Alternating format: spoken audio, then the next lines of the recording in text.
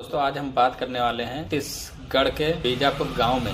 कहने को तो गवर्नमेंट स्कूल है, लेकिन शहर से 4-5 किलोमीटर दूर है। यहाँ पहुँचते घंटों लग जाते। अभी भी यहाँ के लोग 50 साल पीछे जी रहे हैं। इनमें जीने की जज्बा तो है, लेकिन उनको सरकारी स्कूल की सहायता नहीं मिली। आज 2026 में भी उनको पढ़ाने के लिए स्कूल के टीचर पैदल नदी में से पार होके जाना पड़ता है। वहाँ के छोटे छोटे बच्चे नदी को पार करके पैदल जाते हैं। उन बच्चों से पूछा गया कि बेटा यहाँ डर तो नहीं लगता? बच्चों ने कहा कि डर तो लगता है, लेकिन कर भी क्या।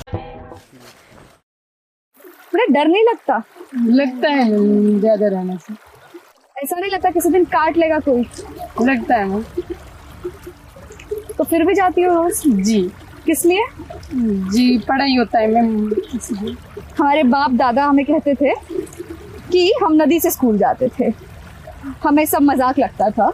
यहाँ पर एजुकेशन एक अधिकार से ज्यादा उनको संघर्ष करनी पड़ती है। हैरानी की बात तो ये है कि वहाँ के लोग कहते हैं कि प्रेग्नेंट औरत भी इसी नदी में से पार करके वो इलाज के लिए। आज ही एक मतलब डिलीवरी वाले केस आए थे, ले दे के वो लोग पार हुए हैं।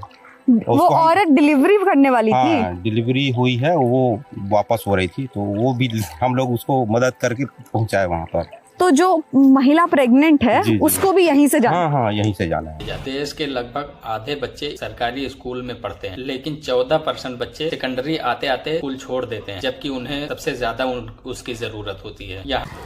तुम कौन सी क्लास में हो दोस्त? चौथी में। वहाँ के बच्चों को पढ़ने के लिए स्कूल में कमरे कम होने की वजह से हर क्लास के बच्चे एक ही रूम में बच्चे बैठ के पढ़ते हैं, क्योंकि क्लास रूम की कमी है। 2 साल पहले यहाँ स्कूल बनना स्टार्ट तो हुआ, अभी तक कंप्लीट नहीं हुआ। उस स्कूल में बैठने के लिए बच्चों के लिए बेंच भी नहीं है। क्या क्या मसाले हैं बच्चों के खाने में डालने के लिए भैया? हल्दी, मिर्ची और नमक। इन 3 मसालों से खाना बनता है बस? मिड डे मील हिसाब से प्राइमरी स्कूल के बच्चों को 450 कैलोरी, 12 ग्राम प्रोटीन की रोज जरूरत होती है, लेकिन यहाँ ग्राउंड पे कुछ और ही चल रहा होता है। यहाँ चावल के साथ या तो आलू या तो पतली सी दाल, रोटी तो महीनों तक देखने को नहीं मिलती। वो भी इस खाने को बनाने के लिए यहाँ पर अभी तक गैस का कनेक्शन नहीं मौजूद है, सप्लाई ही नहीं पहुंची है गैस की। ये वो बच्चे हैं जो पढ़ाई के लिए रोज पैदल पुल को पार करके आते हैं। पुल की हालत भी बहुत खराब है। वो बीच में मेरे को डर लगता है।